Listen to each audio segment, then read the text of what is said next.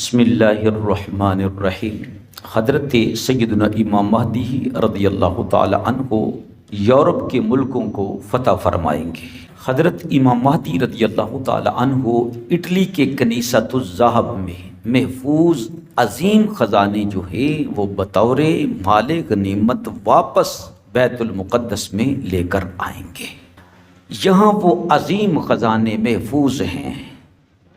Italy کے کنیسۃ الذہب میں، جو کیسر روم نے بنی اسرائیل سے بیت المقدس یروشلم فتح کر کے حاصل کیے تھے، جسے اپنے دور میں کیسر روم 1,70,000 گاڑیوں پر لاد کر لے گیا تھا۔ اب اندازہ کریں 1,70,000 گاڑیوں پر کتنا خزانہ جمع کیا جا سکتا ہے جو وہ لے گیا تھا۔ حضرت مہدی رضی اللہ تعالیٰ عنہ انہی خزانوں کو 1,70,000 کشتیوں پر لاد کر بیت المقدس واپس لائیں گے، اور اسی جگہ اللہ تعالیٰ اولین و آخرین کو جمع فرمائے گا قیامت والے دن۔ اس سلسلہ کی مفصل روایت جو تفسیر قرطبی شریف کے اندر موجود ہے، ہم آپ لوگوں کے سامنے مکمل بیان کرتے ہیں، بلکہ اس کا ترجمہ ہی پڑھ دیتے ہیں۔ تفسیر قرطبی ہے، جلد نمبر 10 ہے، صفحہ نمبر 222 ہے،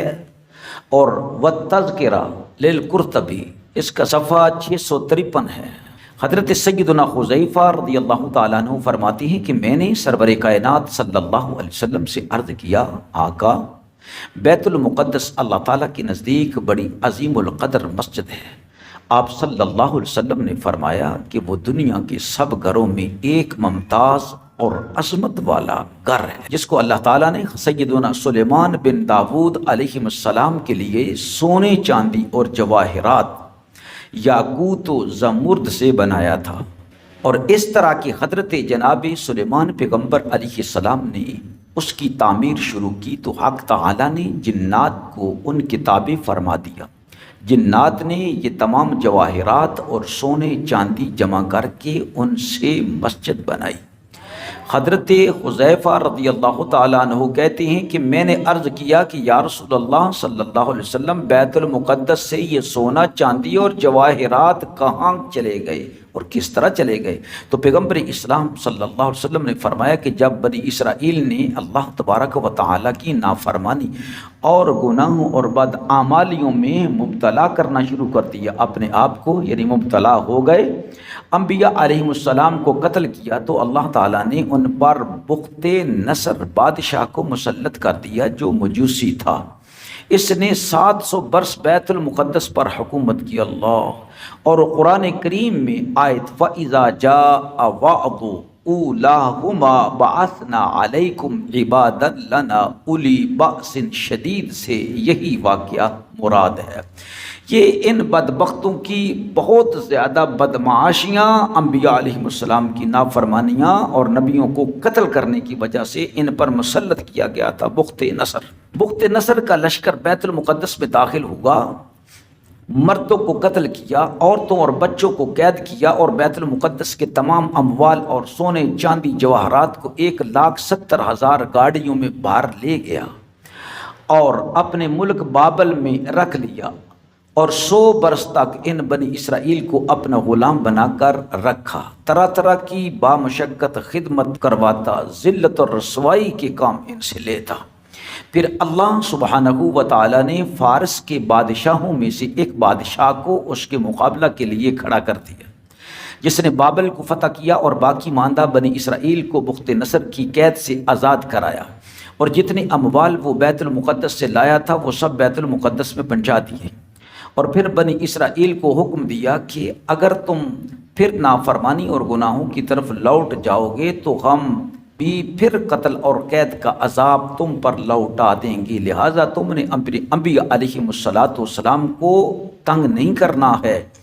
ان کی بے ادبیاں نہیں کرنی ہے۔ آیت مبارکہ جو قرآن پاک میں ہے کہ عَسَىٰ رَبُّكُمْ أَن يَرْحَمَكُمْ وَإِنْ عُدْتُمْ عُدْنَا، اگر تم ایسا دوبارہ کرو گے تو پھر ہم بھی تمہارے ساتھ وہی کریں گے جو پہلے ہوا تھا۔ پھر جب بنی اسرائیل بیت المقدس میں لوٹ آئے اور سب اموال و سامان بھی قبضہ میں آ گیا تو پھر معاصی اور بدعملیوں کی طرف لوٹ گئے، پھر وہ انبیاء علیہ السلام کے گستاخ بن گئے، پھر انبیاء علیہ السلام کی ماؤں پر تہمت لگانے لگے۔ اس وقت اللہ سبحانہ و تعالیٰ نے ان پر شاہ روم کیسر کو مسلط کر دیا۔ اللہ قرآن میں ارشاد فرماتا ہے فَإِذَا جَاءَ وَعْدُ الْآخِرَةِ لِيَسُوءُ وُجُوهَكُمْ سے یہی مراد ہے کہ شاہ روم کیسر روم جو ہے وہ ان پر مسلط ہوا تو پھر اس نے بھی تباہیاں مچا دی، لاکھوں کی تعداد میں گھنٹوں میں ان کو قتل کرتا تھا۔ شاہ روم نے ان لوگوں سے خشکی اور سمندری دونوں راستوں پر جنگ کی اور بہت سے لوگوں کو قتل کیا اور قید کیا، اور پھر تمام ان اموال بیت المقدس کو 1,70,000 گاڑیوں پر لاد کر لے گیا اور اپنے کنیسۃ الذہب میں رکھ دیا۔ یہ سب اموال ابھی تک وہیں ہیں اور وہیں رہیں گے یہاں تک کہ حضرت مہدی رضی اللہ تعالی عنہ تشریف لائیں گے، پھر ان کو بیت المقدس میں 1,70,000 کشتیوں میں لاد کر واپس لائیں گے، اور اسی جگہ اللہ سبحانہ و تعالی تمام اولین و آخرین کو جمع فرمائے گا، یعنی قیامت کے دن سب کا حساب اسی میدان میں ہونا ہے۔ تو عزیزان گرامی قدر، یہ حضرت امام مہدی رضی اللہ تعالیٰ عنہ کی فتوحات کا ایک طرف کا رخ تھا، یعنی ایک رخ میں آپ سرکار کی جو ہے نا فتوحات ہیں، عرب سے یہ انگریزوں کے علاقے کی طرف اور قسطنطینیہ کی طرف۔ انشاءاللہ تعالی ہم اس کے بعد دجال ملعون کا ذکر کریں گے اور پھر سیدنا عیسیٰ نبی علیہ السلام کی نزول کا ذکر کریں گے، لیکن ایک بہت اہم چیز جو ہے وہ اس کا ذکر رہ گیا، وہ انشاءاللہ تعالی ہم ذکر ضرور کریں گے کہ امام مہدی رضی اللہ تعالی عنہ جو اپنی افواج کو بھیجیں گے ہندوستان کی سرزمین کی طرف، اور ادھر افغانستان، ایران، یہ سارے علاقوں کو کیسے فتح کیا جائے گا، اور ہندوستان وغیرہ کے حکمرانوں کو کس طرح مسلمان جو ہیں وہ ہتھ کڑیاں پہنا کر اور بیڑیاں پہنا کر القدس میں حضرت سیدنا امام مہدی رضی اللہ تعالیٰ عنہ کی حضور میں پیش کریں گے۔ یہ تمام روایات آپ لوگوں کے سامنے پیش کی جائیں گی، اور یہ حدیث مبارکہ کہ جو فلسطین کی آبادی ہے، القدس کی آبادی ہے، تو حرمین کی بربادی ہے یا مدینہ طیبہ کی بربادی ہے، اس سے کیا مراد ہے، یہ بھی انشاءاللہ تعالی ہم ذکر کریں گے۔ لیکن یہ دجال کے بارے میں جو معلومات ہم دیں گے انشاءاللہ تعالی ہم کوشش کریں گے کہ بہت ساری معلومات جو صحیح احادیث مبارکہ سے یا کم ذوق والی احادیث ہیں ان سے جو ہمیں مل سکا، انشاءاللہ تعالی ہم آپ لوگوں کے سامنے کئی قسطوں کے اندر